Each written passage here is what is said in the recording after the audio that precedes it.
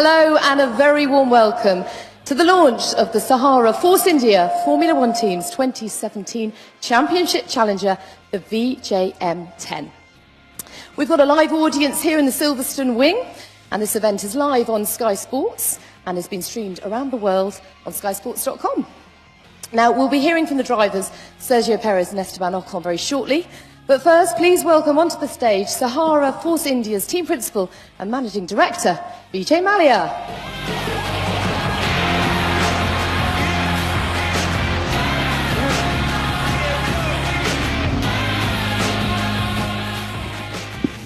Great to see you, VJ. How are you? How are you feeling? Very excited. I bet you are. I bet you are. What a season in 2016. My goodness. Martin Brundle said, for the money spent, you guys are the world champions. That's very flattering and very encouraging as well. Many commentators of the sport have always said that we punch well above our weight. And to add to that, we're world champions for the amount of money spent is a huge compliment. It speaks volumes for the passion, the creativity, the talent of my team and everybody at the factory, drivers of course. And this passion is only going to get more intense, and the passion to improve further is going to be pretty relevant in 2017. So where do you go from here? I mean, with a whole raft of changes in 2017, do you dare to dream big? Because, of course, one of the top three, one of the big boys, could come under a bit of pressure and maybe mess up with these regulations. If we did not dream big, we would not have finished fourth in the World Championship last year. I mean, to be in the company of Mercedes, Red Bull and Ferrari is a huge accomplishment in itself. We will always dream big. We have never ever had conversations, even in private, that we cannot break into the top three. That is certainly going to be our objective. We're going to give it our best shot. And I read an article this morning that Cyril Abiteboul of Renault said that poor teams such as Force India were going to suffer in this arms race. Well, good luck to him. He might have to eat his words. It's not the amount of arms you have, it's the quality of your weaponry. Absolutely. Talking of those weapons, let's talk about the drivers for a moment. Sergio Perez has certainly done a magnificent job for you so far, hasn't he? Checo has been brilliant. He is a true racer. He's fearless. He's got loads of talent. And he just loves to go racing. He's been very successful for us. And I heard him tell me when he took a quick look at this car that he's never felt so excited looking at a car before. I think that says it all. It really does. And what about Esteban Ocon? What can he bring to the team? Esteban is a very, very talented youngster. When Hulkenberg decided to move on, we obviously spent a lot of time thinking through about who we could hire as a replacement. Esteban has tested with us before, so we had some data on him. We then put him in the simulator. He impressed all of us, and so we made the decision. He's young, he's talented, he has limited experience in Formula One, but more importantly, he is willing to learn. And finally from you, for now, just how an exciting an era is 2017 going to be in Formula One? You know, the 2017 regulations has meant that everybody has to start with a clean slate. So I don't think we will know the pecking order or the likely pecking order before the tests in Barcelona. But I know that we have to continue to develop this car right through the 2017 season. There's no stopping because we're starting from scratch. All teams will probably be doing the same. And we're ready for it, we've planned for it, and we're very excited. Great. Well, we share that excitement. And for now, the excitement's all yours, David Croft. Yeah, the excitement is underneath this blanket. Thank you, VJ. Thank you, Natalie. I think there's a sense of anticipation, not just with everyone here at Silverstone today, but watching us around the world as well. New regulation changes for 2017, and we can't wait to see what the VJM10 looks like. But it's not me that's going to unveil the car. Two way more important people than me have that honour. Put your hands together, please, ladies and gentlemen, for a man with 113 race starts and 7 podiums, the one and only Sergio Perez. And joining Sergio, the new boy, the fastest man in France, is Esteban Ocon.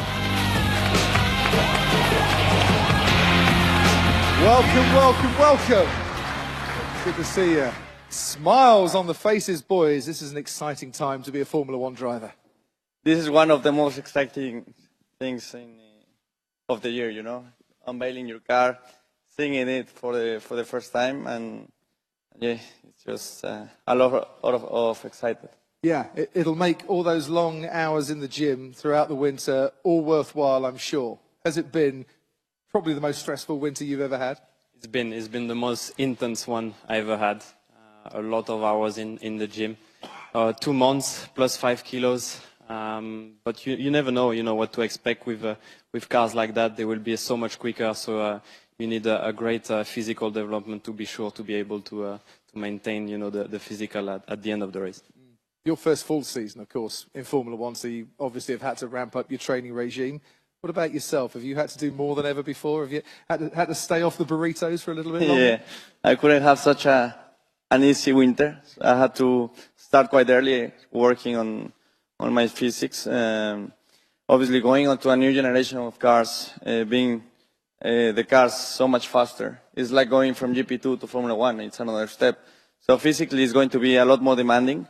The races, the G-forces that we're going to generate with these cars are quite high. So yeah, I have worked quite a lot in all the aspects, but I'm sure the first day of testing is going to be really exhausted. I reckon Esteban's had to go and buy a whole lot of new shirts as well, because his neck's doubled in size from last year. And you're going to Especially the neck. Exactly. Well, what do you do to get fit for a season like this? What is your training regime? Well, we as a Formula One driver, you have to be quite complete. You have to have the endurance, strength, and for that you work in many different areas, as well as the reaction, because you have to be strong, but also have the reaction ready for anything. So yeah, we do a lot of neck exercises, a lot of core, a lot of training, endurance. So the cardiovascular is quite important.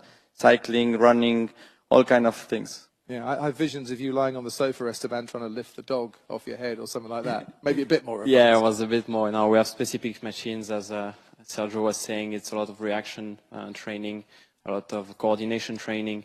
But to put some numbers, for example, on the physical side was 9 hours of gym per week and 10 hours of cardio. So yeah, it's been very tough. But for sure, I think me and Sergio, we did our maximum to be fit this season. Now, when we last spoke in Abu Dhabi at the end of last season, you were quite bullish about this year. You were quite confident that not only could Force India keep pace with the development of the team in recent years, but go that extra step further. What's behind that confidence?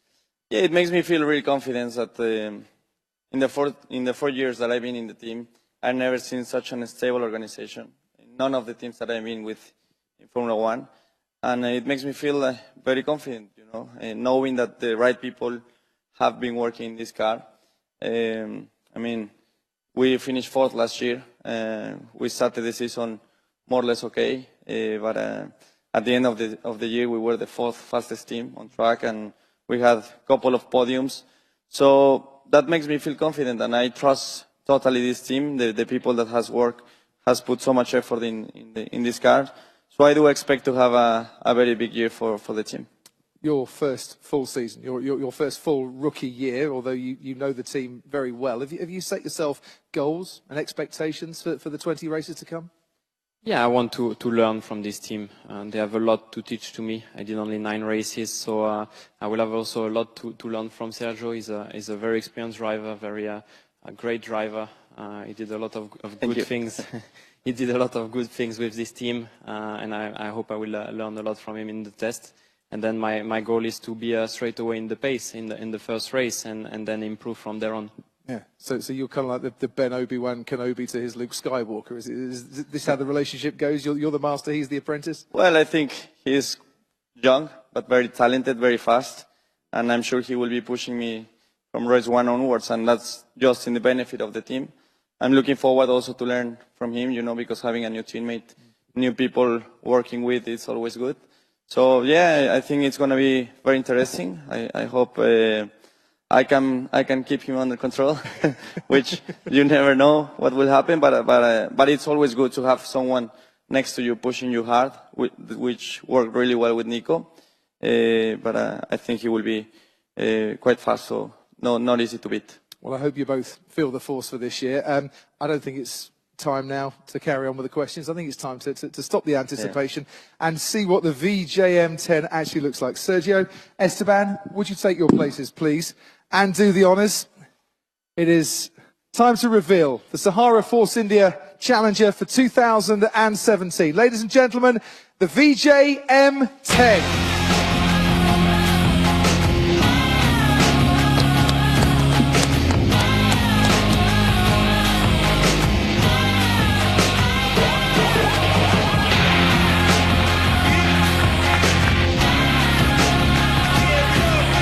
There she is, ladies and gentlemen, the VJM10, the Challenger for 2017.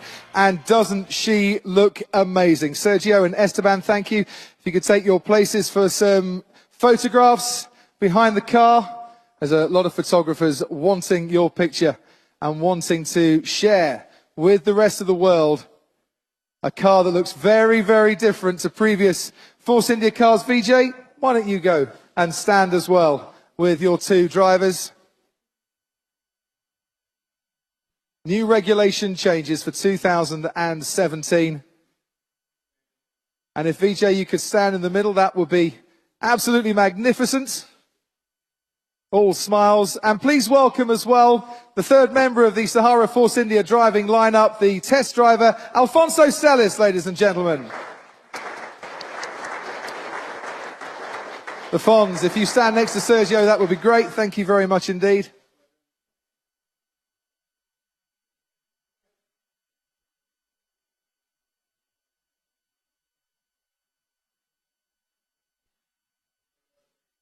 Just a few more seconds for some photographs. Thank you very much indeed, Alfonso, for joining us. Stick around this afternoon. Sergio, Esteban and VJ, if you'd like to come back to the stage, please. And Crofty, please also give a very warm welcome to COO Otmar Zafnauer and Technical Director Andrew Green.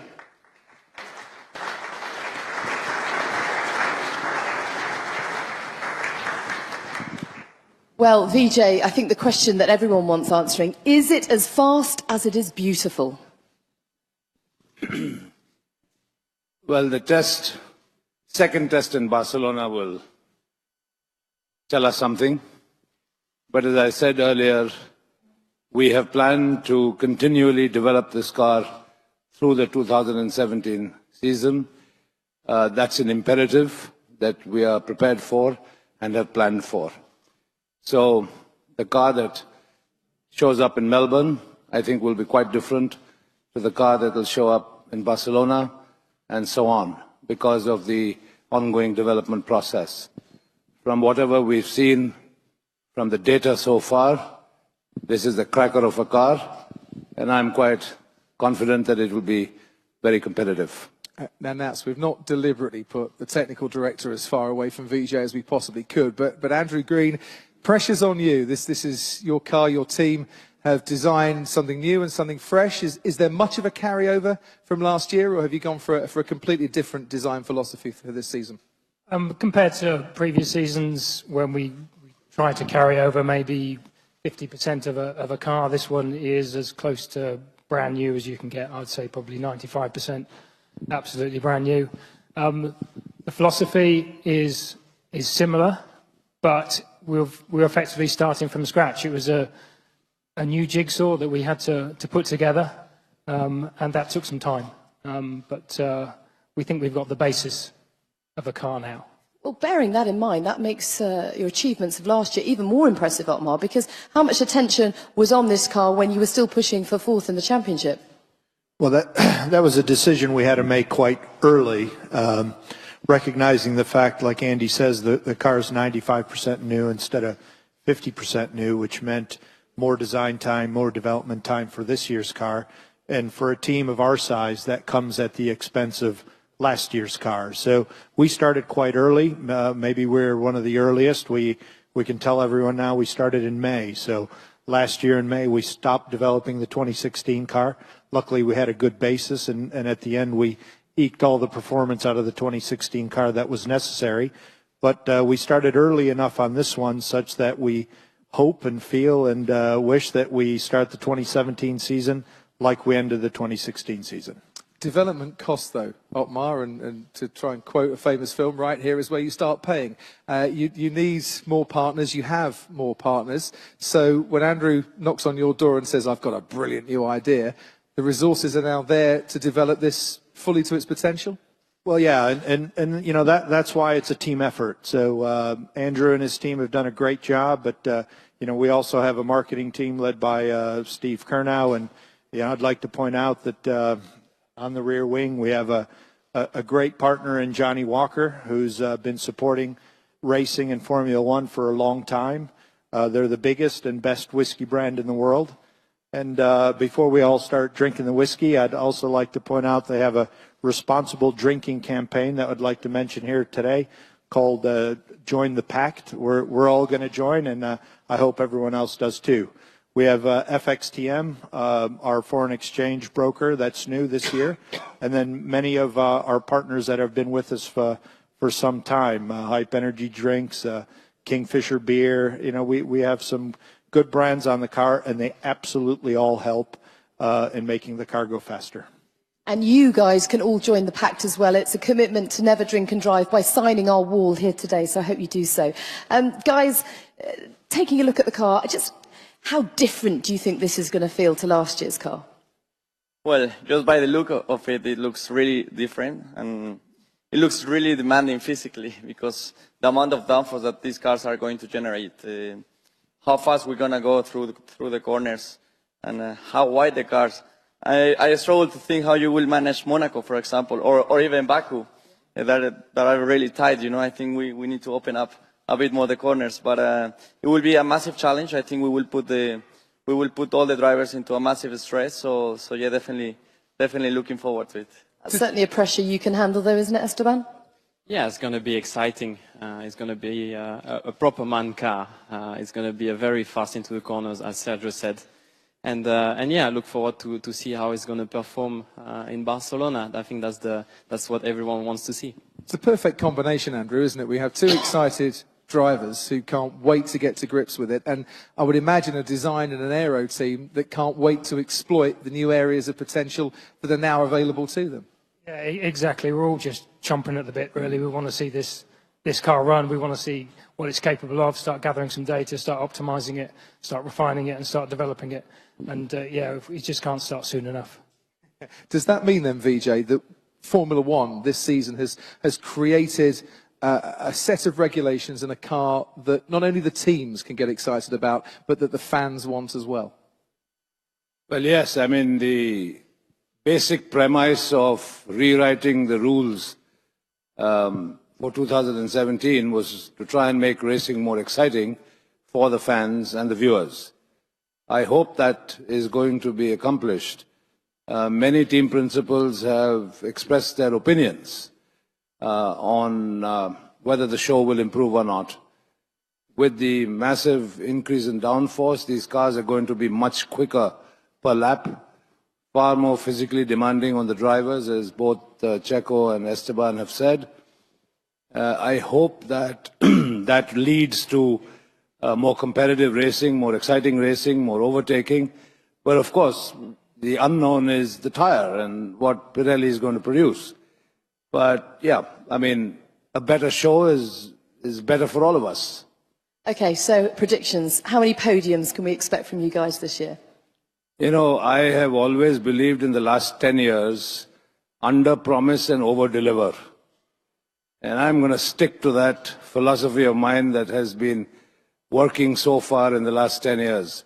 We have stepped up year on year, exceeded expectations, punched above our weight, and that's the way it's going to be. So 6 then? Well, Third. I said, Checo, at the beginning, that as much as people may say that there is this huge barrier to breaking into the top 3, I see no reason why we can't. We will dream big, we will set our sights higher, and we're going to go for it. And on that bombshell, ladies and gentlemen, I give you Dr. Vijay Mallya, Sergio Perez, Esteban Ocon, Otmar Safnauer, and Andrew Green as well in the VJM10. It's a mighty fine car, and I can't wait to commentate on this and every other car out on the track. This is going to be a brilliant season. Absolutely. Right, that concludes the presentation here. Thank you all so very much. Oh, Otmar's got something else to add. I'd like to say a special thanks, which I didn't mention, to all of our Mexican partners that have been with us since Sergio's been with the team. Telmex, Telcel, Quaker State. We've got some Mexican partners, Interprotección, that have helped, not just this year, but in years past, making the move up, like VJ has said. So thanks to them. Hear, hear. Thank you very much. Yes, that does conclude things for today. Thank you very much for your company. We'll look forward to seeing you all in Barcelona for the first test. Can't wait. Thanks, Crofty.